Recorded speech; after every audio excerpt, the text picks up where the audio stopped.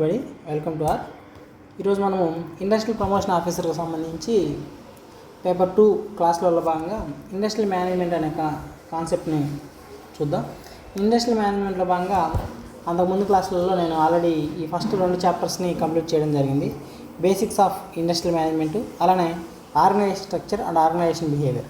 Next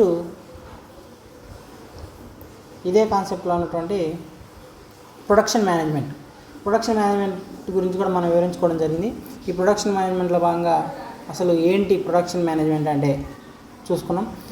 అలానే plant layout అంటే ఏంటి, ప్లాంట్ లొకేషన్ అంటే ఏంటి, ఏ ప్రాంతంలో పెడితే ప్లాంట్కి ఎక్కువ ఆదాయాలు వస్తాయి, ఏ ప్రాంతంలో పెడితే ప్లాంట్ ప్రొడక్షన్ కాస్ట్ తక్కువైంది, ఇట్లాంటివన్నీ ప్లాంట్ లేఅవుట్, ప్లాంట్ లొకేషన్ అవన్నీ చూసుకున్నాం అనమాట. అలానే types of productions, job type production, batch type production, mass type production. అంటే ఏదైనా స్పెసిఫిక్ ప్రోడక్ట్ తయారు చేయాలంటే జాబ్ టైప్ ప్రొడక్షన్. ఈ బ్యాచ్ టైప్ అంటే సేమ్గా ఉండే ఫర్ ఎగ్జాంపుల్ ట్యాబ్లెట్స్ అంటే ఇట్లాంటి. మాస్ ప్రొడక్షన్ అంటే ఏదైనా పెద్ద వస్తువులు, ఓడలు, షిప్పులు అట్లాంటివి తయారు చేయడం. అట్లా వీటన్నిటి గురించి డిస్కస్ చేసుకోవడం జరిగింది. ఇప్పుడు production planning and control, reasons of production planning and control. ఉత్పత్తి చేసేటప్పుడు ఏ విధమైనటువంటి ప్లానింగ్ ఉండాలి, ఏ విధమైనటువంటి నియంత్రణ చర్యలు, కంట్రోల్ ఉండాలనేది ఇక్కడ చూస్తాం. అదేవిధంగా relation of production department with other departments. Production డిపార్ట్మెంట్కి, ఉత్పత్తి చేసే డిపార్ట్మెంట్కి మిగతా ఇతర డిపార్ట్మెంట్స్లో ఏ విధమైనటువంటి సంబంధాలు ఉంటాయనేది చూద్దాం. దాంట్లో భాగంగా రూటింగు, షెడ్యూలింగు, డిస్పాచింగు, ఫాలోఅప్ అనే కాన్సెప్ట్ని కూడా చూస్తాం. అదేవిధంగా బ్రేక్ ఈవెన్ అనాలిసిస్ అంటే ఏంటి అనేది కూడా చూస్తాం. ఇదే వీడియోలో కానీ లేకపోతే ఆ నెక్స్ట్లో కానీ ఇంకా ఈ సిపిఎం అలానే పెట్ టెక్నిక్స్ గురించి వస్తుంది. అలానే బ్రేక్ ఈవెన్ అనాలిసిస్ గురించి సింపుల్ న్యూమరిక్ ప్రాబ్లమ్స్ కూడా మనం ఇక్కడ డిస్కస్ చేసుకోవడం. చాలా సింపుల్ టాపిక్. ఈ టాపిక్ నుంచి వాస్తవానికి మనకి ప్రీవియస్ ఎగ్జామినేషన్లో వచ్చిన క్వశ్చన్ మీరు చూస్తే ఎంత సింపుల్ క్వశ్చన్ అడిగాడా అని మీరు ఆశ్చర్యపోతారు. ప్రీవియస్ ఎగ్జామినేషన్లో వచ్చినటువంటి క్వశ్చన్ ఏదైతే ఉన్నాయో ఆల్రెడీ మనకి 2019లో జరిగినటువంటి industrial promotion officer previous question paper మొత్తాన్ని కూడా ప్రతి క్వశ్చన్ని నేను డీటెయిల్డ్ ఎక్స్ప్లెనేషన్ చేసి ఆ ప్రతి క్వశ్చన్కి సంబంధించి ఆ క్వశ్చన్ ఏంటి, ఆ క్వశ్చన్ ఉన్నటువంటి 4 ఆప్షన్స్ని ఎక్స్ప్లెయిన్ చేస్తూ నేను ఒక డీటెయిల్డ్ ఎక్స్ప్లెనేషన్ లాగా ఒక ఫైల్ తయారు చేశాను, పీడిఎఫ్ తయారు చేశాను. ఆ పీడిఎఫ్ ఇండస్ట్రియల్ ప్రమోషన్ ఆఫీసర్కి ప్రిపేర్ అయ్యే అభ్యర్థుల కోసం నేను క్రియేట్ చేసినటువంటి వాట్సాప్ గ్రూప్లో పొందుపరిచాను.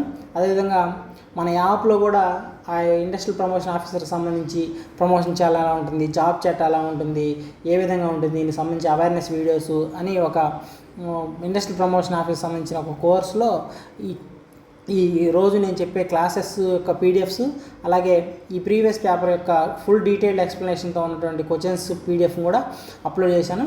ఆసక్తి గల అభ్యర్థులు వాటిని చూడండి. రైట్. అయితే ప్రీవియస్ ఎగ్జామ్లో అడిగిన క్వశ్చన్ చూద్దాం. PERT PET stands for Program Examination Review Technique, Program Exploration Review Technique, Program Evaluation Review Technique, Program Error Review Technique. Program Evaluation Review Technique అన్నమాట. చూసారా, సిలబస్లో ఉన్న కాన్సెప్ట్ ఏదైతే ఉందో దాన్ని బేసిక్ అసలు దాని ఫుల్ ఫామ్ ఏంటి అని అడిగాడు అనమాట. Program evaluation review technique. అదేవిధంగా మనకి ఇంకోటి ఉంది కదా, CPM, critical path method. Next ఎగ్జామ్లో సిపిఎం అడిగినా కానీ ఆశ్చర్యపోవాల్సిన అవసరం లేదు. ఈ ఎగ్జామ్లో, పాత ఎగ్జామ్లో అయితే పెట్ అంటే ఏమని అడిగాడు, program evaluation review technique. Next ఎగ్జామ్లో సిపిఎం, క్రిటికల్ పాత్ మెథడ్ అంటే ఏంటని ఇక్కడ చూసారా. నేను మీకు దీనికి సంబంధించి ఎట్లా ఎక్స్ప్లెయిన్ చేశాను. కొంతమంది ఈ ప్రీవియస్ పేపర్ చూసిన తర్వాత చాలామంది నాకు ఫోన్ చేశారు, చాలా బాగుంది సార్ ఈ ఎక్స్ప్లెనేషన్, తెలుగులో భలే ఇచ్చారు, నీట్గా ఉంది.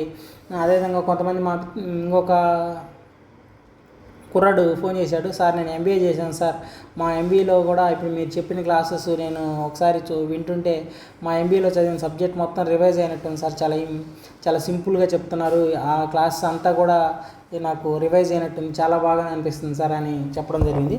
అట్లా మనం చెప్పేది మొత్తం కూడా సిలబస్ ఓరియంటెడ్లో, సిలబస్కి యాక్యురేట్గా పిన్ వర్షన్గా చెప్తున్నా, అది ఒకసారి గమనించండి. ఇక్కడ చూడండి, ప్రాజెక్ట్ మేనేజ్మెంట్ మరియు ఆపరేషన్ రిసర్చ్లో ఒక పెద్ద ప్రాజెక్ట్, ఇది చాలా ఇంపార్టెంట్. ఒక పెద్ద ప్రాజెక్టులను నిర్ణీత సమయంలో పూర్తి చేయడానికి ఉపయోగించే అత్యంత ప్రజాదరణ పొందిన పద్ధతిలో పెట్ టెక్నిక్ ఒకటి. దీని గురించి తెలుగులో వివరం చూద్దాం. పెట్ అంటే ప్రోగ్రామ్ ఇవాల్యుయేషన్ రివ్యూ టెక్నిక్. దీని గురించి మొత్తం అసలు ఏంటి, ఇది ఎక్కడ యూజ్ చేసేవాళ్ళు, యుఎస్ నేవీలో ఉపయోగించేవాళ్ళు, అసలు దీనికి అసలు ఏంటి, ఎలా ఉంటుంది, టాస్క్స్ అండ్ యాక్టివిటీస్ని ఒక క్రమ పద్ధతిలో ఒక నెట్వర్క్ డయాగ్రామ్ రూపంలో ఇది వివరిస్తుందని చెప్పుకుంది. దీని గురించి నెక్స్ట్ క్లాస్లో నేను చెప్తాను కాబట్టి ఇక్కడ అవసరం లేదు. పెట్టులో సమయాన్ని ఏ విధంగా డివైడ్ చేస్తారంటే optimistic time, pessimistic time, most likely time. అంతా సజావుగా సాగితే ఆ పని ఎంత టైంలో కంప్లీట్ అయింది, ఏమైనా కొన్ని అడ్డంకులు వస్తే ఎంత టైంలో కంప్లీట్ అవ్వచ్చు, సాధారణ పరిస్థితుల్లో ఆ పని ఎంత టైంలో కంప్లీట్ అయింది, ఇవన్నీ కూడా ఉంటాయి అన్నమాట. అంటే ఒక పెట్ అనే దాని గురించి ఇచ్చినప్పుడు దాని గురించి మొత్తం డీటెయిల్ ఎక్స్ప్లెనేషన్ రాసుకుంటూ వచ్చానమాట. ఇంకా చూస్తే అసలు మనం చెప్పుకునే స్టాండర్డ్కి అక్కడ ఎగ్జామ్లు ఇచ్చే స్టాండర్డ్కి యాజ్ ఇట్ ఈస్గా సరిపోద్ది. ఇంకా నేను ఒక అడుగు ఇంకా ఒక స్టెప్ మీకు ముందుకేసి చెప్తున్నాను అనమాట. అట్లా ఈ క్లాసెస్ వీటిని ఫాలో అయిన వాళ్ళే ఖచ్చితంగా వీటిని పేపర్ 2లో మాత్రం మంచి స్కోర్ చేయొచ్చు. అంతవరకు మాత్రం మీకు అష్యూరెన్స్ ఇవ్వగలను. అదేవిధంగా ఇంకో కోచింగ్ చూస్తే మీకు ఇందాక చూసిన ఫస్ట్ క్లాస్లో చెప్పుకున్నాం. Who consider as father of scientific management. Father of scientific management ఎవరు మనకు? Frederick Winslow Taylor. Principles of scientific management అని చెప్పుకున్నాం కదా మనం. Frederick Winslow tailor. ఫాదర్ ఎవరంటే అదే నేను యాజ్ టీగా చెప్పాను, అదే క్వశ్చన్ ఇక్కడ రావడం జరిగింది. ఇక్కడ చూస్తే ఇప్పుడు మీరు క్లాస్ విన్న తర్వాత ఈ ప్రీవియస్ ఇయర్ క్వశ్చన్ పేపర్ని ఒకసారి మీరు గమనించినట్లయితే మనం క్లాస్లో చెప్పుకున్న ప్రతి పాయింట్ని ఇక్కడ నేను చాలా సింపుల్గా, చాలా డీటెయిల్స్గా దీనికి ఈ క్వశ్చన్ ఓరియంటెడ్లో భలే ఇచ్చాను. చదువుతున్నప్పుడు మీకు భలే సంతోషం వేసింది. ఒకసారి చూడండి. ఈయన ఎఫ్డబ్ల్యూ టైలర్ని ఫాదర్ ఆఫ్ సైంటిఫిక్ మేనేజ్మెంట్ అని పిలుస్తారు. ఇతను ప్రిన్సిపల్స్ ఆఫ్ సైంటిఫిక్ మేనేజ్మెంట్ అని బుక్ రాశాడని, అదేవిధంగా ఇతను ఈ ప్రిన్సిపల్స్ ఆఫ్ సైంటిఫిక్ మేనేజ్మెంట్లో మనం ప్రధానంగా గమనించేది ఏంటంటే ఇప్పటివరకు వ్యాపారాల్లో ఉన్న పాతకాలపు అంచనా పద్ధతులు రూల్ ఆఫ్ థంబ్ స్థానంలో శాస్త్రీయ విశ్లేషణ తీసుకొచ్చాడు. ఈ టెర్మినాలజీ చాలా ఇంపార్టెంట్. ఈ టెర్మినాలజీయే మీరు చాలా గుర్తుపెట్టుకోవాల్సిందని మీకు పదే చెప్పడం జరిగిందనమాట. రూల్ ఆఫ్ థంబ్ లేదా హిట్ ఆర్ మిస్ మెథడ్ని ఈయన తీసేసి hit or miss or rule of thumb, అది జరిగితే జరగవచ్చు, లేదంటే లేదు, తగిలితే తగిలితే లేదంటే లేదు అన్నట్టు ప్రయత్నించడం కాకుండా కొండ గుర్తులాగా, రూల్ ఆఫ్ థంబ్ అంటే కొండ గుర్తులాగా అట్లా కాకుండా ఖచ్చితంగా ఒక శాస్త్రీయపరమైన పద్ధతిలో, ఒక ప్లానింగ్ ప్రకారం, ఒక షెడ్యూల్ ప్రకారం, ఒక కంట్రోల్డ్ వేలో మనం ప్రణాళిక కానీ వేస్తే ఖచ్చితంగా ఆ ఇండస్ట్రీ అనేది లాభాల బాటలో తెప్పించవచ్చు అని ఈ ఎఫ్డబ్ల్యూ టైలర్ చెప్పినటువంటి ప్రిన్సిపల్స్ ఆఫ్ సైంటిఫిక్ మేనేజ్మెంట్ని మనం క్లాస్లో కూడా చెప్పుకున్నాం. సేమ్ అదే ఎక్స్ప్లెనేషన్ ఇక్కడ ఇవ్వడం జరిగింది. చాలా సంతోషంగా అనిపించింది అనమాట మీరు ఈ క్వశ్చన్ పేపర్ని చూస్తున్నప్పుడు. రైట్, ఇప్పుడు నెక్స్ట్ మనం క్లాస్లోకి వెళ్ళి right production planning and control, PPC, production planning and control. ఇది కూడా చాలా సింపుల్ టాపిక్ అండి, చాలా థియరిటికల్ ఓరియంటెడ్ టాపిక్. మనకి బ్రేక్ ఈవెన్ అనాలిసిస్లోనే ఒక చిన్న ప్రాబ్లం వస్తే ఆ ప్రాబ్లం కూడా ఒక్క ఫార్ములా గుర్తుపెట్టుకుంటే చాలు. ఎందుకంటే సింపుల్ న్యూమరికల్ ప్రాబ్లమ్స్ అని మనకి సిలబస్లో స్పెసిఫిక్గా మెన్షన్ చేసింది. ప్రీవియస్ ఇయర్ ఎగ్జామినేషన్లో కూడా మనకి ఈ industrial management, industrial engineering, industrial మేనేజ్మెంట్లో చిన్న ప్రాబ్లమ్స్, చాలా సింపుల్ ప్రాబ్లమ్స్ ఇవ్వడం జరిగింది. కాబట్టి వాటి గురించి కూడా మనం ఒకసారి డిస్కస్ చేసుకుందాం. First right, production planning and control. Production planning and control అంటే ఏంటంటే production planning and control ensures that the products are manufactured in right quantity, right quality, right time and minimum cost. Right, production planning and control అనేది అసలు దీని గురించి మనం ఎందుకు చదువుకోవాలి అంటే మనం కంపెనీలో తయారు చేసే ఉత్పత్తుల్ని రైట్ క్వాలిటీ, రైట్ క్వాంటిటీ, సరైన పరిమాణంలో తయారు చేయాలి. అంటే ఎన్ని అవసరమో అన్నీ తయారు చేయాలి. ఎక్కువ అవసరం లేదు, తక్కువ అవసరం లేదు. రైట్ క్వాలిటీ, మనం తయారు చేసే వస్తువులు నాణ్యత కలిగి ఉండాలి, మన్నిక కలిగి ఉండాలి. అప్పుడే మన ప్రోడక్ట్కి మార్కెట్లో విలువ ఉంటుంది, గుడ్ విల్ ఉంటుంది అనమాట. రైట్ టైం, ఏ సమయంలో ఆ ప్రోడక్ట్కి మార్కెట్ ఉంటుందో ఆ సమయంలో చేయాలి. ఆ సీజన్ అయిపోయిన తర్వాత చేసినా ఉపయోగం ఉండదు. ఫర్ ఎగ్జాంపుల్ ఫ్రిడ్జ్లు, ఏసీలు, ఏమంటారు కూలర్స్ అంటారు. అవి ఎండాకాలం సమయంలో తయారు చేయాలన్నమాట. అంటే ఎండాకాలం వస్తుందనగా ముందే చేసేసి పెట్టుకొని ఉండాలి. అంతేగాని ఎండాకాలం అయిపోయిన తర్వాత ఎవరు కూలర్స్, ఏసీలు, ఫ్రిడ్జెస్ ఎక్కువగా తీసుకోరు. ఆ ఎండాకాలం సమయంలోనే ఎక్కువగా తీసుకుంటారు. అట్లా వాటిని పొందేటట్టు చేయడంతో పాటు అండ్ మినిమం కాస్ట్, తక్కువ కాస్ట్లో తయారు చేయగలిగేలా చూసే ఈ మొత్తం ప్రణాళికని, ఈ మొత్తం ప్రాసెస్, ఈ హోల్ ఫినామినానే production planning and control unit or production planning and control department అని చెప్పుకోవడం జరిగిందన్నమాట. Production planning, decide what to do, ఏం చేయాలి. Production control, ensure it is done properly, ఏ విధంగా, ఏ పద్ధతి ప్రకారం చేస్తే, ఏ కంట్రోల్లో చేస్తే మనం చేయాల్సింది అనేది ఇట్లా రైట్ క్వాలిటీలో, రైట్ క్వాంటిటీలో, రైట్ టైంలో విత్ మినిమం కాస్ట్లో చేయగలమనేది తెలియజేసేది ఈ ప్రొడక్షన్ ప్లానింగ్ అండ్ కంట్రోల్ అన్నమాట. ప్రొడక్షన్ ప్లానింగ్ అసలు ఏంటి? ప్రొడక్షన్ ప్లానింగ్ అంటే ఏంటంటే ఏం చేయాలి, what to produce, how to produce, when to produce and how much to produce. ఇప్పుడు ఫర్ ఎగ్జాంపుల్ ఇప్పుడు మనం వాటర్ బాటిల్స్ తయారు చేసే పరిశ్రమే పెడదాం అనుకుంటున్నాం. అసలు అంటే ఫస్ట్ వాట్ టు ప్రొడ్యూస్, ఏం ప్రొడ్యూస్ చేయాలి. ఇప్పుడు చూసుకున్నాం కదా, ప్రతి చోట వాటర్ని, భూగర్భ జలాలని అతిగా ఉపయోగించడం వల్ల ఏమవుతుంది, భూగర్భ జలాల నుంచి మనకి అందులో భూమి కూడా కాలుష్యం అవడం వల్ల ఈ ప్లాస్టిక్స్, రసాయనాలు ఇవన్నీ భూమిలో ఇంకిపోవడం వల్ల భూగర్భ జలాలు కలుషితమైపోయినాయి. కాబట్టి మారుమూల గ్రామాల నుంచి సిటీల వరకు ప్రతి ఒక్కరు కూడా మనకి మినరల్ వాటరే తాగుతున్నారు అన్నమాట. కాబట్టి ఈ మినరల్ వాటర్ బిజినెస్ అనేది ఇప్పుడు కాలంలో చాలా ప్రాముఖ్యత సంతరించుకుంది. కాబట్టి ఏం ప్రొడ్యూస్ చేయాలంటే, ఫర్ ఎగ్జాంపుల్ మనం వాటర్ ప్రొడ్యూస్ చేయాలనుకున్నాం, హౌ టు ప్రొడ్యూస్. ఇప్పుడు మనం వాటర్ బాటిల్స్ తయారు చేయాలనుకున్నాం కదా, ఆ వాటర్ బాటిల్స్ ఎలా తయారు చేయాలి, వెన్ టు ప్రొడ్యూస్, ఎప్పుడు తయారు చేయాలి. ఎండాకాలంలో అయితే మంచిది అన్నమాట, ఎందుకంటే ఎక్కువగా వాటర్ డిమాండ్ ఉంది కాబట్టి. హౌ మచ్ టు ప్రొడ్యూస్, ఎంత క్వాంటిటీ తయారు చేయాలి. ఆల్రెడీ మార్కెట్లో కిన్లీ ఉందా, లేకపోతే టాటా కాపర్ ఉందా, లేకపోతే ఇంకోటి ఉందా చూసుకొని దాని ప్రకారం తయారు చేయాలన్నమాట. అట్లా what to produce, how to produce, when to produce and how much to produce అనేది తెలియజేసేది ఈ ప్రొడక్షన్ ప్లానింగ్ అనమాట. Production planning thinking before production starts. Production start కాకముందు ఏం థింక్ చేసేదో ఈ ప్రొడక్షన్ ప్లానింగ్ అనేది తెలియజేస్తూ ఉంటాం. Steps in production planning, selection of production system. మనం ఇంతకు ముందు క్లాస్లో మీకు చెప్పా, ప్రొడక్షన్ సిస్టమ్ అనేది అంటే ఉత్పత్తి అనేది ఏ విధంగా చేస్తారు. జాబ్ ప్రొడక్షన్ సిస్టమ్ అని, బ్యాచ్ ప్రొడక్షన్ సిస్టమ్ అని, మాస్ ప్రొడక్షన్ సిస్టమ్ అని 3 టైప్స్ ఉంటాయి. జాబ్ ప్రొడక్షన్ సిస్టమ్ అంటే ఒక స్పెసిఫిక్ ప్రోడక్ట్, ఒక స్పెషల్ ప్రోడక్ట్. ఎవరైనా ఒక బుక్ తయారు చేస్తే వాళ్ళ బుక్ అనేది, ఆ బుక్కి ఒక స్టైల్ ఉంటుంది, ఒక పవర్ ప్యాడ్ ఉంటుంది, ఆ బుక్లో మ్యాటర్ ఒక స్పెసిఫిక్గా ఉంటుంది, ఇట్లా ఉంటుంది అన్నమాట. బ్యాచ్ ప్రొడక్షన్ మెడిసిన్స్, ట్యాబ్లెట్స్ తయారు చేయడం అట్లాంటిది అన్నమాట. మాస్ ప్రొడక్షన్ ఏదైనా ఒక స్పెసిఫిక్ ప్రోడక్ట్ని తయారు చేయడం, షిప్పులు అట్లాంటివి అనుకున్నాం. తర్వాత ఈ ప్రొడక్షన్ ప్లానింగ్లో ఇంకా ఏం స్టెప్స్ ఉన్నాయంటే సేల్స్ ఫోర్కాస్టింగ్. అసలు మనం వాటర్ బాటిల్ తయారు చేస్తాం అనుకున్నాం కదా, అసలు ఎన్ని పోవచ్చు, ఫ్యూచర్లో ఎన్ని అమ్మగలగవచ్చు అనేది సేల్స్ ఫోర్కాస్టింగ్, భవిష్యత్తును అంచనా వేసేది కూడా ఈ production planning department. Estimate future demand. Seasonal planning, plan production according to the seasonal demand. మనకి వాటర్ బాటిల్స్ తయారు చేయడం అనేది ఎండాకాలంలో ఎక్కువ తయారు చేయాలి, అంతేగాని చలికాలంలో, వర్షాకాలంలో ఎవడు బయటకు వెళ్ళి వాటర్ని కొనడు, ఇంట్లో ఉన్న తాగడానికే బతికిస్తారు అన్నమాట. ఎందుకంటే వర్షాకాలంలో అంత దప్పికేది కాబట్టి. తర్వాత process planning, prepare detailed manufacturing plan. ఈ planning department, production planning department ఏం చేస్తుందంటే వాటర్ బాటిల్స్ తయారు చేస్తుంది అనుకున్నాం కదా, ఎట్లా తయారు చేస్తుంది, రైట్, ప్లాంట్ ఇక్కడ పెట్టాలి, తర్వాత దానికి కావాల్సినటువంటి నీళ్లు ఇక్కడ నుంచి తీసుకోవాలి, తీసుకున్న వాటిని ఇక్కడ శుద్ధి చేయాలి, శుద్ధి చేసిన వాటిని వేస్టేజ్ అంతా ఇక్కడ కలపాలి, ఇదంతా ప్లానింగ్ చేస్తుంది అన్నమాట. Tools planning, department tools, determine tools requirement and maintenance. మనకి ఆ వాటర్ని ప్యూరిఫై చేయడానికి ఏమేం కావాలి, రివర్స్ ఆస్మాసిస్కి సంబంధించిన పెద్ద పెద్ద కూలెంట్స్, టర్బైన్స్, ఇవన్నీ కావాలి. అన్నీ ఏ ప్లాంట్ మెటీరియల్స్, మెషిన్స్ కావాలనేది కూడా సిద్ధం చేసుకుందట. Machine location and scheduling, allocate work among machines. ఏ మెషిన్ ఎక్కడ పెట్టాలి, ఫస్ట్ పాడు నీళ్ళు అంటే మామూలుగా రా మెటీరియల్ అంటే శుద్ధి చేయని జలం అంతా ఇక్కడికి రావాలి, ఇక్కడ వచ్చింది ఫిల్టర్ జరగాలి, ఫిల్టర్ వచ్చిన తర్వాత దాంట్లో కెమికల్స్, మినరల్స్ యాడ్ చేయాలి, యాడ్ చేసిన తర్వాత అదంతా బాటిల్స్లో ఫిల్ చేయాలి, ఫిల్ చేసిన తర్వాత ప్యాకింగ్ చేయాలి, ప్యాకింగ్ చేసిన తర్వాత ట్రాన్స్పోర్టేషన్ చేయాలి. ఇట్లా machine loading and scheduling, A machine ఎక్కడ ఉండాలి అనేది కూడా మనకి ప్రొడక్షన్ ప్లానింగ్లో భాగంగా ముందే ప్రణాళిక చేసుకుంటామంట. Economic batch quantity, determine optimum production quantity.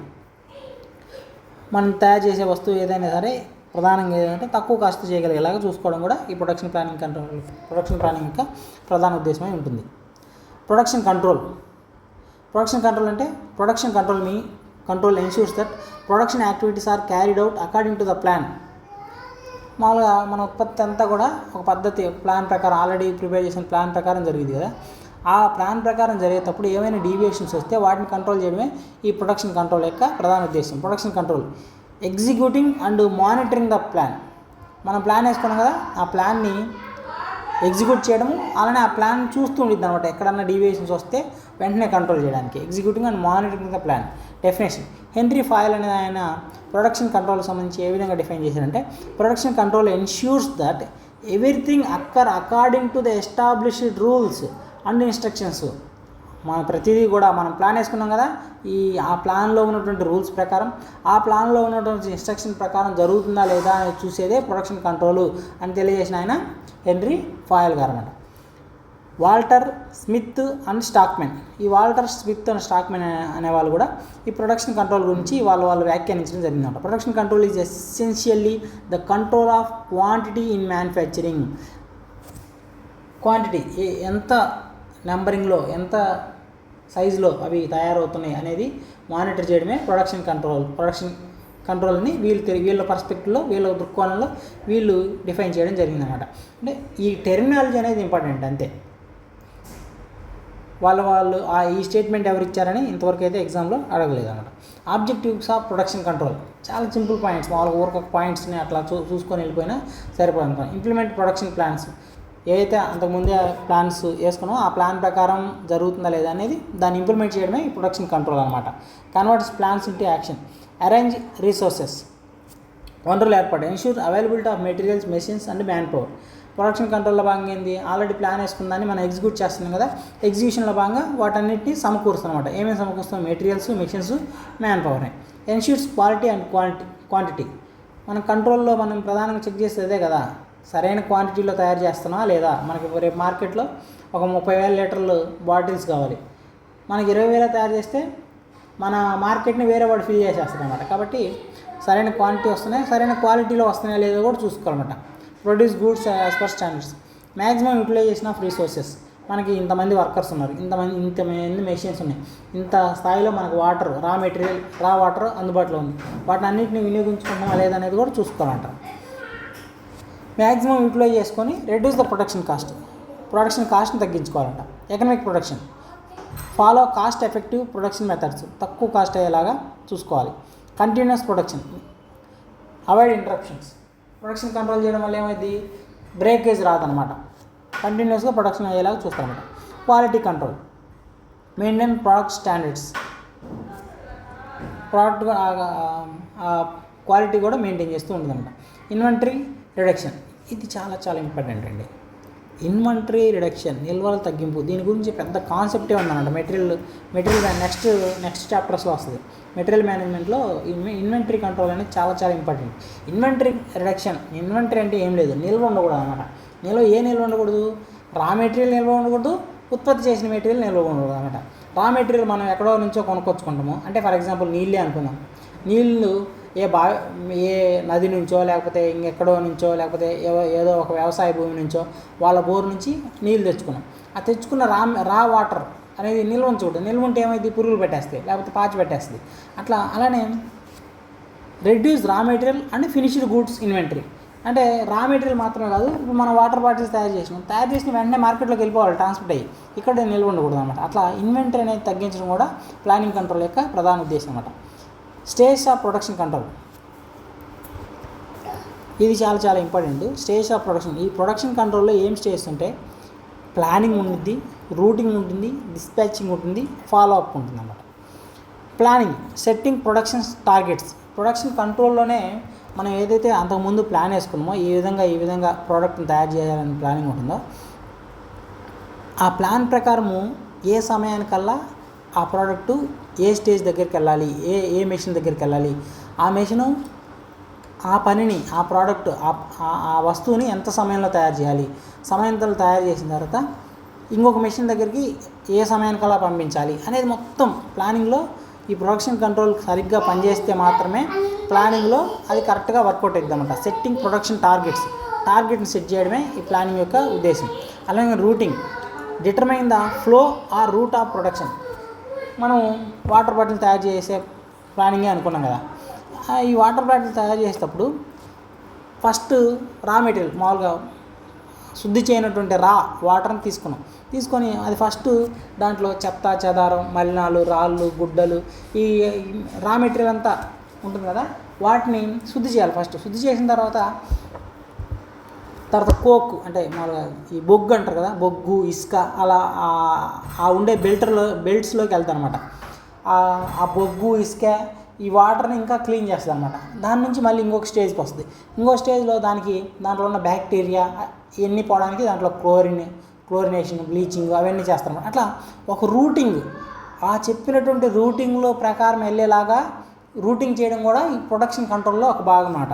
Planning implement చేయడము, ఆ ఇంప్లిమెంట్ చేయడంలో భాగంగా ప్లానింగ్లో ఉన్నటువంటి ప్లాన్ ప్రకారం ప్రతి స్టేజ్లో టార్గెట్ని ఫిక్స్ చేయడం ప్రొడక్షన్ కంట్రోల్లో భాగమే. అలానే routing, determine the flow and route of production చేయడం కూడా ప్రొడక్షన్ కంట్రోల్లో భాగమే. Dispatching, issuing work orders, materials and machine instructions. ఇప్పుడు మనము రా మెటీరియల్ వచ్చేసింది, ఇదిగో వచ్చేసిన తర్వాత రా మెటీరియల్కి work orders, materials, machine instructions ఇవి కూడా ఇవ్వాలన్నమాట. ఇవి ఇచ్చినప్పుడే ఈ మెషిను ఈ పని చేయాలి, రైట్. ఈ మెషిన్ ఈ పని చేయాలంటే ఫర్ ఎగ్జాంపుల్ వాటర్ ఒక పెద్ద ట్యాంక్లోకి వెళ్ళింది, ఒక స్టీల్ ట్యాంక్లోకి వెళ్ళిన తర్వాత దాంట్లో ఉన్నటువంటి బ్యాక్టీరియా, వైరస్ అవి చంపేయడానికి ఏంటి, బ్లీచింగు, ఇంకా లేకపోతే ఏమైనా కెమికల్స్ ఇవన్నీ ఉండాలన్నమాట. దానికి అంటే మెటీరియల్ ఆ మెషిన్కి మెటీరియల్ సప్లై చేయాలన్నమాట, రైట్. అట్లా సప్లై చేసినప్పుడు అది దాని వర్క్ అంతా కంప్లీట్ చేసేసి అక్కడి నుంచి వాటర్ని డిస్పాచ్ చేసేది ఇంకొక మెషిన్కి, ఇంకొక స్టేజ్ దగ్గరికి అనమాట. అట్లా ఈ డిస్పాచింగ్ వర్క్ చూడడం కూడా ఈ ప్రొడక్షన్ కంట్రోల్లో భాగం అనమాట. It issues work orders, materials and machine instructions. Follow up, compare actual performance with planned performance and correct deviations. ఇప్పటివరకు చూసుకున్నాం కదా, ఇదంతా చూస్తుంది అన్నమాట కంట్రోల్ డిపార్ట్మెంట్. చూసినప్పుడు మనం ప్లాన్లో ఏమనుకున్నాం, అదేవిధంగా రియల్గా ఎగ్జిక్యూషన్ చేసేటప్పుడు ఏం జరుగుతుంది, ఈ సమయానికల్లా ఈ టైం కల్లా ఇక్కడికి రావాలనుకున్నాం, ఈ టైం కల్లా ఇన్ని లీటర్లు క్లీన్ చేయాలనుకున్నాం, ఈ టైం కల్లా ఇన్ని లీటర్లో బాటిల్స్లో ఫిల్ చేయాలనుకున్నాం, ఈ టైం కల్లా ఇన్ని ప్యాకింగ్ అయిపోవాలనుకున్నాం, ఈ టైం కల్లా ఇన్ని ట్రాన్స్పోర్టేషన్కి వెళ్ళిపోవాలనుకున్నాం.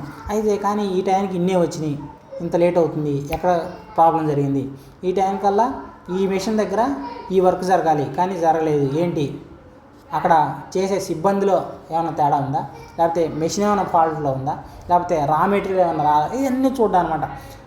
ప్లాన్డ్ పర్ఫార్మెన్స్కి యాక్చువల్ పర్ఫార్మెన్స్కి మనము కంపేర్ చేసి ఏమైనా డీవియేషన్స్ ఉంటే, ఏమైనా లోటుపాట్లు ఉంటే వాటిని కరెక్ట్ చేయడం అనేది కూడా ఈ ప్రొడక్షన్ కంట్రోల్లో ప్రధానమైనటువంటి భూమిక. చాలా చాలా ఇంపార్టెంట్ ఈ కాన్సెప్ట్.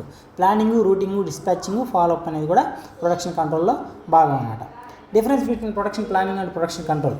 ఏంది ప్లానింగ్ చెప్పుకున్నాం, ప్రొడక్షన్ ప్లానింగ్లో ఏముంటుంది, ఏం చేయాలి, ఎలా చేయాలి, ఎప్పుడు చేయాలి అనేది ఉంటుంది. కంట్రోల్ ఏముంటుంది, ensure production is carried out on planned, పద్ధతి ప్రకారం జరుగుతుందా లేదా అనేది కంట్రోల్ చూస్తామన్నమాట. Before production starts, production planning ఎప్పుడు ఉత్పత్తి స్టార్ట్ చేయకముందు ఎక్కడ పెట్టాలి, ఎలా పెట్టాలి, ఏం పెట్టాలి, ఎప్పుడు కల్లా తయారు చేయాలి అనేది ఇదంతా ప్రొడక్షన్ ఉత్పత్తి స్టార్ట్ కాకముందు ప్రక్రియ ఈ ప్రొడక్షన్ ప్లానింగ్, రైట్. అదేవిధంగా done during and after the production జరిగేటప్పుడు, అలానే ప్రొడక్షన్ జరిగి బయటికి పంపించేటప్పుడు ఈ ప్రొడక్షన్ కంట్రోల్ యొక్క పని జరుగుతూ ఉంటుంది అన్నమాట. Future oriented, action oriented. Production ప్లానింగ్లో ఏమనుకుంటాం మనం, ఎప్పుడు తయారు చేయాలి, ఏ సమయానికి అలా తయారు చేయాలి, ఎంత తయారు చేయాలి, ఇదంతా ఫ్యూచర్ ఓరియంటెడ్. యాక్షన్ ఓరియంటెడ్, ఇది తయారు చేసేటప్పుడు రైట్ కరెక్ట్గా తయారవుతున్నాయా లేదా, ఎక్కడన్నా షార్టేజ్ వచ్చిందా, ఎక్కడన్నా బ్రేక్ వచ్చిందా అని చూడడం. ప్లానింగ్ ఫంక్షన్, ఇది control function. Sets targets, achieves targets. ప్లానింగ్లో మనం టార్గెట్స్ పెట్టుకుంటాం, కంట్రోల్లో మనం వాటిని అచీవ్ చేస్తాం. Concern with preparation, concern with execution. ఇదంతా ప్లానింగ్ ప్రిపరేషన్లో ఉంటుంది, ఇదంతా ఆ పనిని రాబట్టడం ఎగ్జిక్యూషన్లో ఉంటుంది అన్నమాట. Integration of production, planning and control. ఈ రెండింటిని కలిపి చూస్తే ప్రొడక్షన్ ప్లానింగ్లో ప్లానింగ్ ఇచ్చుకుంటాం, ప్రొడక్షన్కి షెడ్యూల్ కూడా ఇస్తాం, వాటిని కంట్రోల్ చేస్తూ యాక్చువల్ ప్రొడక్షన్కి ప్లాన్ ప్రొడక్షన్కి తేడా ఉందా అనేది చూస్తాం అన్నమాట. ఇది కంట్రోల్, ఇది ప్రొడక్షన్. తర్వాత ఫీడ్బ్యాక్ ఇస్తుంది, ఏమైనా తేడాలు ఉంటే ఇంప్రూవ్మెంట్ చేసి ఇంప్రూవ్డ్ ప్లానింగ్. ఇట్లా ఇంటిగ్రేట్ చూస్తే ఇట్లా చూసుకోవచ్చు అన్నమాట దానికి. తర్వాత relationship of production department with other departments. ఇది చాలా చాలా ఇంపార్టెంట్ అండి.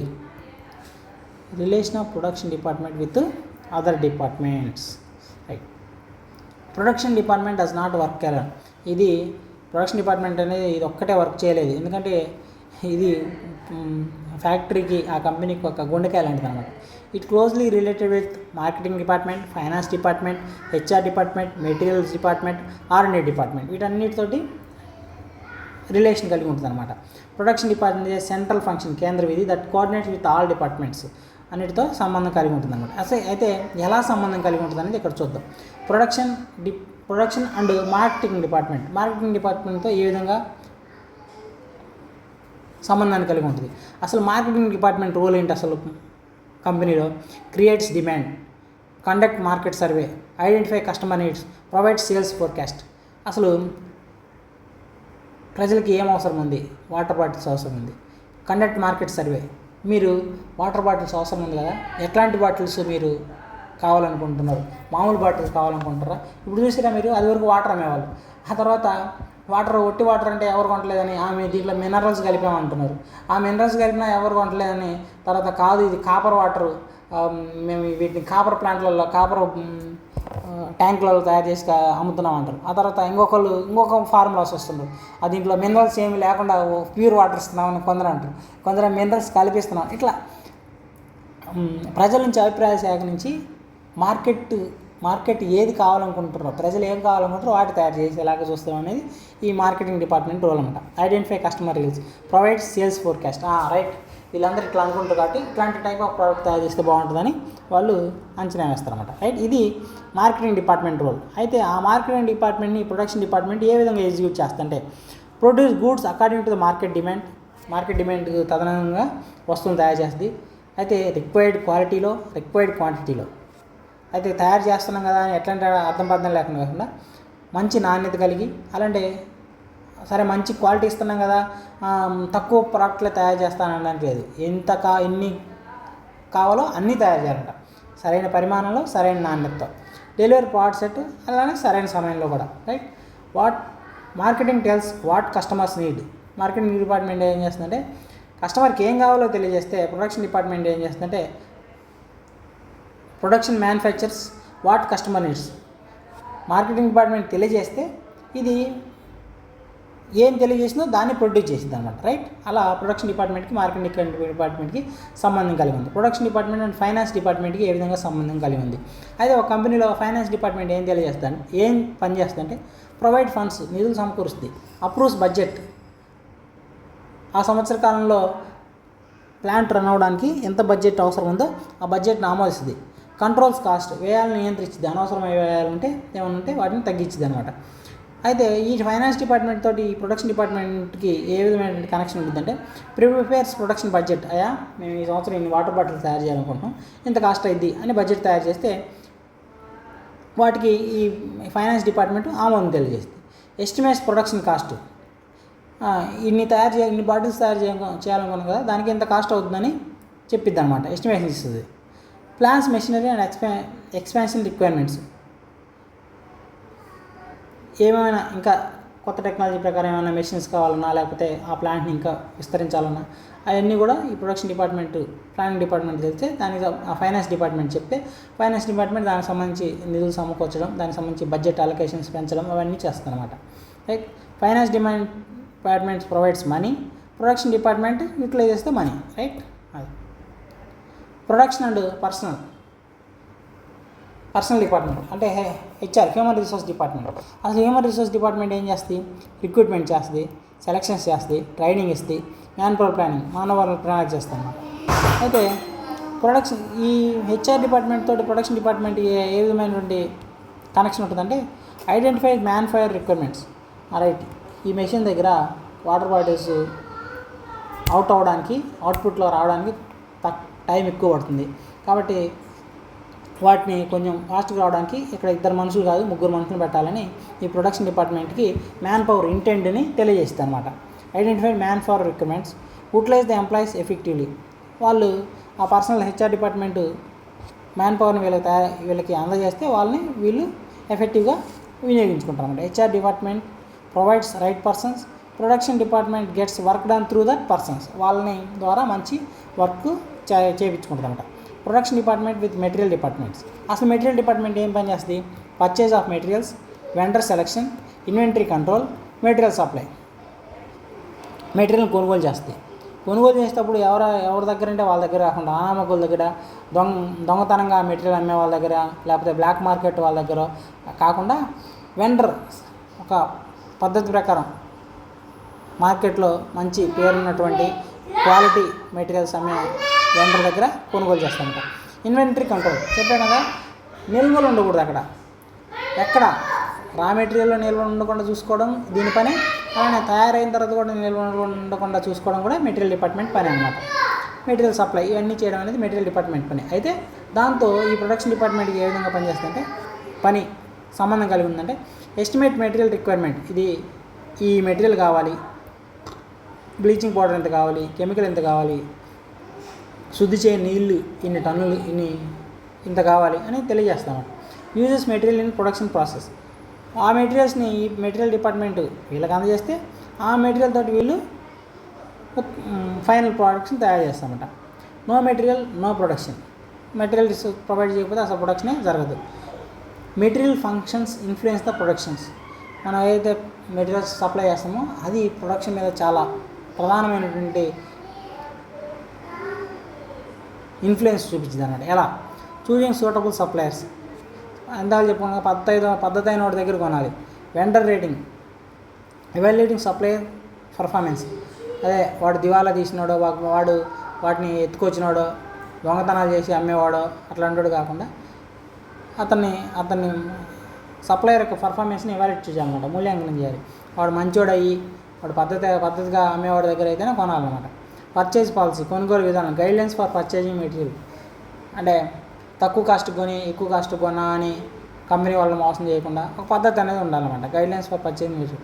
Material control, ensuring proper use and storage. Inventory అనేది ఉండకూడదు, నిల్వ అనేది ఉండకూడదు, అది ఏ రూపంలో అయినా సరే. Production and research and development departments. అది రీసెర్చ్ అండ్ డెవలప్మెంట్ డిపార్ట్మెంట్ ఏం చేస్తుంది? ప్రోడక్ట్ ఇన్నోవేషన్స్, కొత్త ఉత్పత్తుల్ని అది ఆవిష్కరిస్తుంది అనమాట. ప్రోడక్ట్ డిజైన్, ఏదైనా రకరకాల వస్తువుల యొక్క డిజైన్స్ని ఇస్తుంది. టెక్నాలజీ ఇంప్రూవ్మెంట్, ఆ తయారు చేయడానికి పాత మోసధోరణిలో కాకుండా సాంప్రదాయబద్ధమైన కన్వెన్షనల్ స్టైల్ కాకుండా న్యూ టెక్నాలజీస్ని అందిస్తుంది అనమాట. టెక్నాలజీ ఇస్తుంది, ఒక కొత్త ప్రోడక్ట్ డిజైన్స్ ఇస్తుంది, ఇన్నోవేషన్స్ కూడా ఇస్తుంది అనమాట. వాటిని ఉపయోగించుకొని ఈ ప్రొడక్షన్ డిపార్ట్మెంట్ ఏం చేస్తుందంటే converts designs into actual products. వాళ్ళు ఇచ్చిన ఆ డిజైన్స్ని రియల్ ప్రోడక్ట్స్గా తయారు చేస్తారు. Test feasibility of production. Right, వాళ్ళు ఇచ్చిన డిజైన్ ఫీజిబిలిటీ ఆఫ్ ప్రొడక్షన్ అది యాక్చువల్గా తయారు చేయడానికి అనుకూలంగా ఉందా లేదా, లేకపోతే ఇది బొమ్మలలో చూసుకోవడానికో లేకపోతే మీరు ల్యాబ్లో తయారు చేయడానికి సెట్ అయ్యేది, కానీ రియల్గా తయారు చేయడానికి అయిద్దా కాదనేది కూడా ఇది తెలియజేస్తాం అన్నమాట. R&D department creates ideas, production converts ideas into products. Marketing ఒక మాటలో చెప్పాలంటే మార్కెటింగ్ డిపార్ట్మెంట్ డిమాండ్ చేస్తుంది, సేల్స్ని ఫోర్కాస్ట్ చేస్తుంది. ఫైనాన్స్ డిపార్ట్మెంట్ ఫండ్స్ ఇస్తుంది, బడ్జెట్ అలొకేషన్ చేస్తుంది. HR డిపార్ట్మెంట్ మ్యాన్ పవర్ని ట్రైనింగ్ ఇచ్చి వాళ్ళని సప్లై చేస్తుంది. మెటీరియల్స్ ఏంటంటే రా మెటీరియల్ సప్లై చేస్తుంది. R&D డిపార్ట్మెంట్ ఇన్నోవేషన్స్ని ప్రోడక్ట్ డిజైన్స్ని ఇస్తుంది. వీటన్నిటిని ఉపయోగించుకొని ప్రొడక్షన్ డిపార్ట్మెంట్ అనేది ప్రొడక్షన్ని ఇస్తుంది అన్నమాట. అంతవరకు అయిపోయింది. తర్వాత ఇది చాలా ఇంపార్టెంట్, బ్రేక్ ఈవెన్ అనాలిసిస్. దీని గురించి కూడా చిన్న పాయింట్, ఒక్క పాయింట్లో అడిగే అవకాశం ఉంది, చిన్న బిట్ వచ్చే అవకాశం ఉంది. చాలా ఇంపార్టెంట్, ఒక్క మాట ఈజీగా కూడా అర్థమైంది. బ్రేక్ ఈవెన్ అనాలిసిస్ అంటే ఏం లేదు, మనం ఎంతైతే ఖర్చు పెట్టినామో అంత ఖర్చు తగ్గట్టు అంతే లాభం వచ్చింది అనుకో, మనం ఎంత ఖర్చు పెట్టినామో దానికి ఆ ఖర్చుకు తగ్గట్టు మనకి రాబడి వచ్చేసింది అనుకో, దాన్ని బ్రేక్ ఈవెన్ పాయింట్ అంటారనమాట. అంటే మనకు నష్టం రాలేదు, లాభం రాలేదు అనమాట. దాన్ని బ్రేక్ ఈవెన్ అనాలిసిస్ అంటారు. Break even analysis A technique use to determine the level of sales at which total revenue equal to the total cost. మనం అమ్మిన దానికి మనం తయారు చేసిన వాటికి మొత్తం కాస్ట్ ఎంత అయింది, దాని ద్వారా ఎంత ఆదాయం వచ్చింది, మొత్తం బరాబర్ అయిపోతే దాన్ని బ్రేక్ ఈవెన్ పాయింట్ అంటారు. At this point there is no profit, there is no loss. Break even point is no profit plus no loss. Definition: break even analysis is a study of relation between cost and volume and profit to determine the sales level at which business neither earns profit nor incurs loss. ఆ point దగ్గర ఆ సిచ్యువేషన్లో ఆ సంస్థకి ఎటువంటి లాభాలు ఎటువంటి నష్టాలు రావు, దాన్ని break even point or break even analysis అంటారన్నమాట. ఇంత డీటెయిల్గా అవసరం లేదు, కానీ చూద్దాం, అయినా చెప్తా. ఫిక్స్డ్ కాస్ట్, ఈ బ్రేక్ ఈవెన్ పాయింట్ని మీరు తెలుసుకోవాలంటే ఈ టెర్మినాలజీ అనేది అవగాహన అనమాట. ఫిక్స్డ్ కాస్ట్ స్థిర వ్యయం, cost that remains unchanged irrespective of production value. ఏదైతే స్థిరంగా దాని యొక్క ధర ఉంటుందో వాటిని ఫిక్స్డ్ కాస్ట్ అంటారు. ఫర్ ఎగ్జాంపుల్ మనం రెంట్ అగ్రిమెంట్ ఫిక్స్ చేసుకున్నప్పుడు మనకు లాభాలు వస్తున్నాయి నష్టాలు వస్తున్నాయని లేదు, కానీ ఆ భూమికి ఆ ప్లాంట్కి ఆ బిల్డింగ్కి ఖచ్చితంగా రెంట్ ఫిక్స్డ్ కాస్ట్లోనే చెల్లించాల్సి ఉంటుంది. ఇన్సూరెన్స్ కూడా ఆ మెషిన్స్కి వాటి మీద మనం ఇన్సూరెన్స్ కడతాం కదా, అది కూడా ఫిక్స్డ్గానే చెల్లించాల్సి ఉంటుంది. మనకు నష్టాలు వచ్చినాయని ఇన్సూరెన్స్ తగ్గించడు, లాభాలు వచ్చినాయని ఇన్సూరెన్స్ పెంచడం అనమాట. కాబట్టి అవి ఫిక్స్డ్గా ఉంటుంది. Salaries of manager and depreciation, ఆ మేనేజర్కి ఇచ్చే శాలరీ కూడా ఫిక్స్డ్గానే ఉంటుంది అనమాట పెంచే వరకు. డిప్రిసియేషన్ అంటే అరుగుదల, ఆ మెషిన్ ఒక 10 సంవత్సరాల కాలం పనిచేసిన తర్వాత చెడిపోయింది, లేకపోతే రిపేర్ చేయడానికి వీలు కాకుండా పోయింది అనమాట. కాబట్టి ప్రతి సంవత్సరం అది ఎంతవరకు పాడైపోతుంది అనే దాన్ని తరుగుదలని లెక్కిస్తారనమాట. అది కూడా ఫిక్స్డ్గా ఉంటుంది అనమాట. ఫిక్స్డ్ కాస్ట్ ఇదే constant cost. Variable cost that changes according to the production value. Raw material, direct labour, power consumption. Raw material అది వాటరు కానీ ఫర్ ఎగ్జాంపుల్ ఇంకేదైనా కానీ బయట తక్కువ సప్లై ఉందనుకో కాస్ట్ పెంచేస్తారు. డైరెక్ట్ లేబర్ కార్మికులు కూడా అంతే. కార్మికులకి వేరే పని ఏదైనా ఉందనుకో ఇక్కడికి రారు, కాబట్టి వాళ్ళని ఇక్కడ తీసుకోవాలంటే ఎక్కువ డబ్బులు ఇచ్చి తెచ్చుకోవాలి. పవర్ కన్జంప్షన్, కరెంటు ధరలు కూడా నిరంతరం మారుతూ ఉంటాయి అన్నమాట. కాబట్టి వేరియబుల్ కాస్ట్ అంటే changing with output, right. Total cost అంటే ఏంటంటే fixed cost plus variable cost. అసలు మొత్తం ఒక వస్తువును తయారు చేయడానికి కాస్ట్ ఏంటంటే మనం చెప్పుకున్నాం కదా, రెంట్లు ఇచ్చేదానికి, మేనేజర్స్ శాలరీస్ ఇచ్చేదానికి, అది ప్లస్ వేరియబుల్ కాస్ట్ చర వ్యయం రెండు కలిపితే టోటల్ కాస్ట్ వచ్చింది.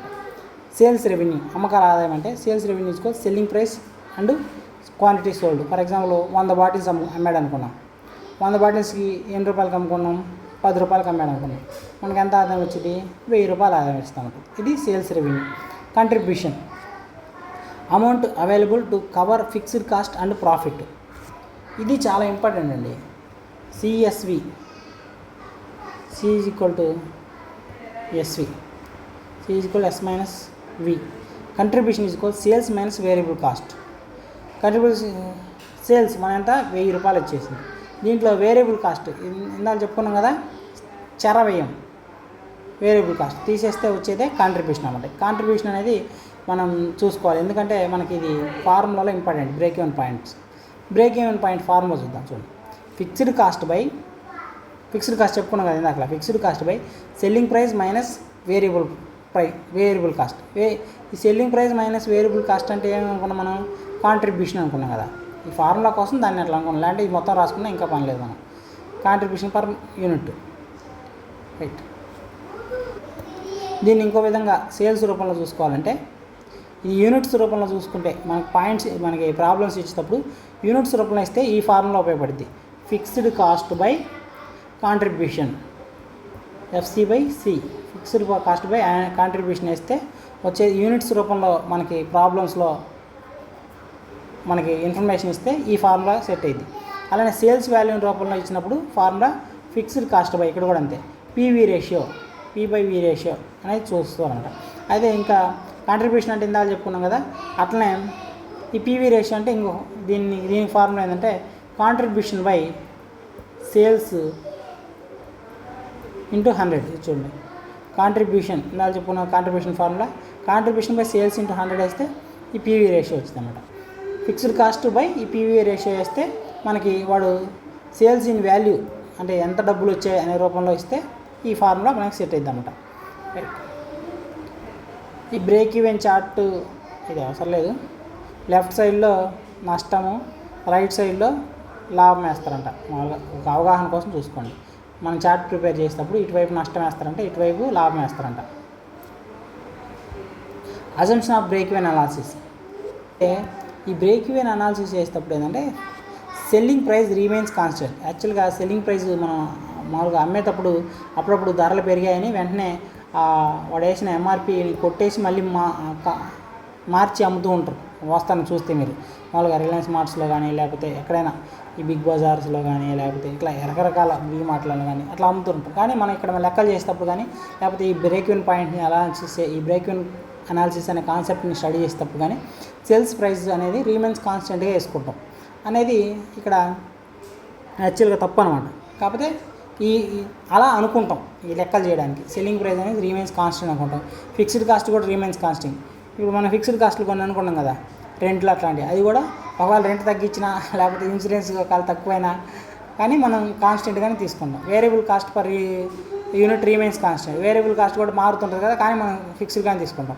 ప్రొడక్షన్ ఈక్వల్స్ సేల్స్, మనం తయారు చేసిన మొత్తం అమ్మినట్టు కూడా మనం అజంప్ చేసుకుంటాం. అలా మనము ఈ లెక్కలు చేసేటప్పుడు ఈ పాయింట్స్ని గుర్తుపెట్టుకుంటాం. సెల్లింగ్ ప్రైస్ కాన్స్టెంట్ అని, ఫిక్స్డ్ కాస్ట్ కాన్స్టెంట్ అని, వేరియబుల్ కాస్ట్ కాన్స్టెంట్ అని, ప్రొడక్షన్స్ ఈక్వల్స్ టు సేల్స్ అని చూసుకుంటాం. అయితే ఈ బ్రేక్ ఈవెన్ పాయింట్ యొక్క అనాలిసిస్ యొక్క లాభాలు ఏంటి? అదే దీనివల్ల లాభాలు ఏంటంటే కాస్ట్ కంట్రోల్. మనం తయారు చేయడానికి ఎంత ఖర్చు అవుతుంది, అమ్మితే కూడా మనకి ఇంతే లాభం వస్తుంది. దీనివల్ల మనకు ప్రయోజనం ఉంది. కాబట్టి కాస్ట్ని తగ్గించుకుంటే మనకు లాభాలు పెరుగుతాయి అని కాస్ట్ కంట్రోల్ చేసుకోవడానికి బ్రేక్ ఈవెన్ అనాలిసిస్ అని ఉపయోగపడింది. Decision making, useful managerial decisions, ఏవైనా మంచి మంచి నిర్ణయాలు ఆదాయానికి సంబంధించిన నిర్ణయాలు వచ్చేలాగా నిర్ణయాలు మార్చుకోవడానికి ఉపయోగపడింది. Sales target fixation helps to determine required sales value. మనం 1000 బాటిల్స్ అమ్మితే మనకి ఆదాయానికి అలానే ఖర్చుకి సరిపోతుంది. మనం 2000 బాటిల్స్ అమ్మినాం అనుకో, ఆ వారం మనకి ఆదాయం కొంచెం పెరిగింది కదా అన్నట్టు టార్గెట్ని ఫిక్స్ చేసుకోవడానికి కూడా ఈ బ్రేక్ ఈవెన్ అనాలిసిస్ అనేది ఉపయోగపడుతుంట. రిస్క్ అనాలిసిస్, ఏమైనా ప్రాబ్లం జరిగితే మళ్ళీ మనం నిలదొక్కోగలమా, ఈ వ్యాపారం ఉండగలమా లేదనే అనాలిసిస్ చేయడానికి కూడా ఉపయోగపడుతుంట.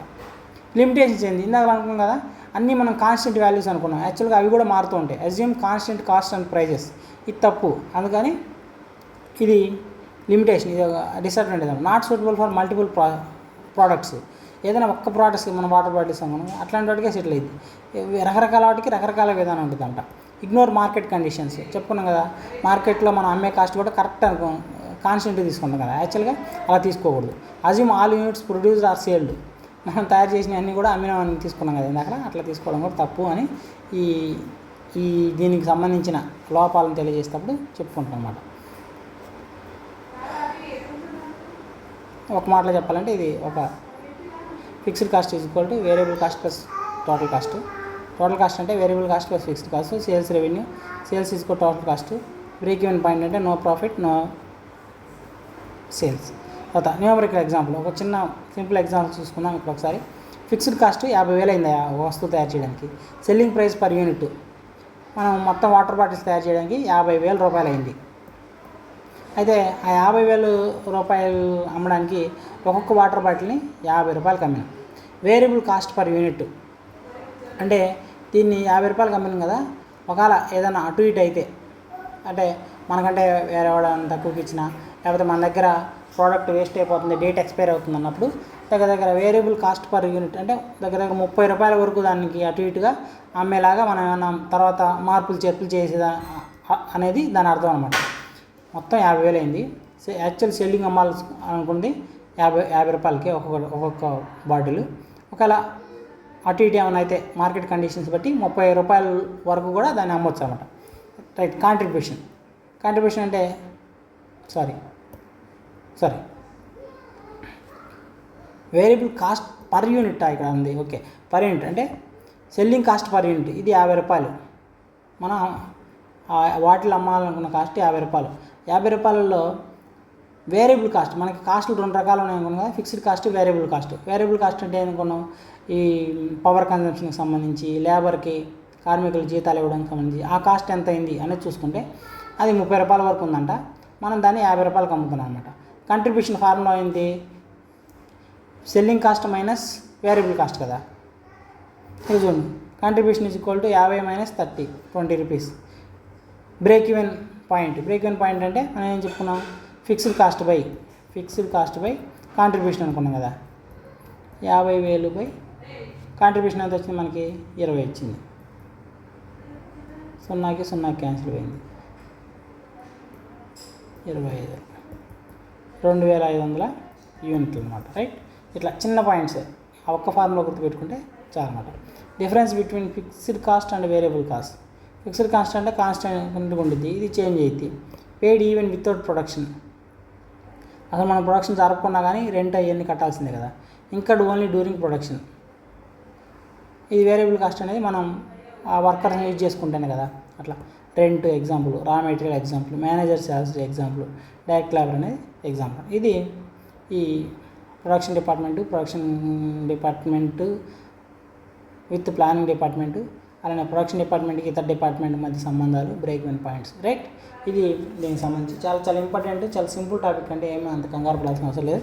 రైట్, నాకు ప్రతిసారి చెప్పడానికి అంత ఇష్టం ఉండదు, కానీ మీరు ఇప్పటివరకు చూశారు కాబట్టి మీకు చెప్తున్నాను. ఎవరైనా ఈ ఛానల్ ఇంకా సబ్స్క్రైబ్ చేసుకుంటే సబ్స్క్రైబ్ చేసుకోండి. రైట్, మీకు ఉపయోగపడేది అనుకుంటేనే సబ్స్క్రైబ్ చేసుకోండి. రైట్, అదేవిధంగా ఈ వీడియోని మీ క్లాస్ మీకు నచ్చినట్లయితే దీన్ని ఒక లైక్ చేయండి. అదేవిధంగా మన క్లాసెస్ యాప్లో అందుబాటులోనే, క్లాసెస్ కావాల్సిన వాళ్ళు యాప్ డౌన్లోడ్ చేసుకొని క్లాసెస్ కూడా వినండి. ఎందుకంటే మీరు దప్పికైనప్పుడు వాయిదా వినట్టు కాకుండా, నోటిఫికేషన్ ఎప్పుడో వచ్చింది అప్పుడు స్టార్ట్ చేద్దాంలే అన్నట్టు కాకుండా, ఇప్పటి నుంచి మీరు ప్రిపరేషన్ స్టార్ట్ చేస్తే అప్పటికి 2-3 రివిజన్స్ అవుతాయి అన్నమాట. అది దీర్ఘసూత్రులు, ప్రాప్తకాలులు, దీర్ఘదర్శి అని అంటారు కదా, వాళ్ళ యొక్క లక్షణం అనమాట. దీర్ఘదర్శి అలా ఆలోచించగలుగుతాడు, అతను ఖచ్చితంగా విజయం సాధించగలుగుతాడు అనమాట. రైట్, మీకు ఈ క్లాసెస్ బయట మీరు 2-3 బయట చూడండి. మీరు అక్కడ చెప్పే క్లాసెస్కి ఏదైనా క్లాస్ వినండి. అక్కడ చెప్పేదానికి ఇక్కడ చెప్పేదానికి ఏది ఎగ్జామ్ ఓరియంటెడ్లో ఉంది, ఏది అనవసరమని చెప్తుండ్రు, ఎక్కడ ఎగ్జామ్ ఓరియంటెడ్లో, సిలబస్ ఓరియంటెడ్లో పిన్ పాయింట్ చెప్తారు, ఏది ప్రీవియస్ క్వశ్చన్ స్టాండర్డ్ తగ్గట్టు చెప్తున్నా అనేది చూసుకొని చేయనట్లయితే మీకు ఉపయోగకరంగా ఉంటుందని తెలియజేస్తున్నాను. రైట్, ఇంకా ఏమైనా డౌట్స్ ఉన్నా లేకపోతే ఇంకా ఇన్ఫర్మేషన్ కావాలన్నా ఈ వీడియో రూపంలో కామెంట్ రూపంలో తెలియజేయండి. Right, thank you very much. ఏమైనా డౌట్స్ ఉన్నా కానీ మనకి ఐపీఓ ఎగ్జామ్ ప్రిపేర్ అయ్యే అభ్యర్థుల కోసం ఒక వాట్సాప్ గ్రూప్ క్రియేట్ చేశాను.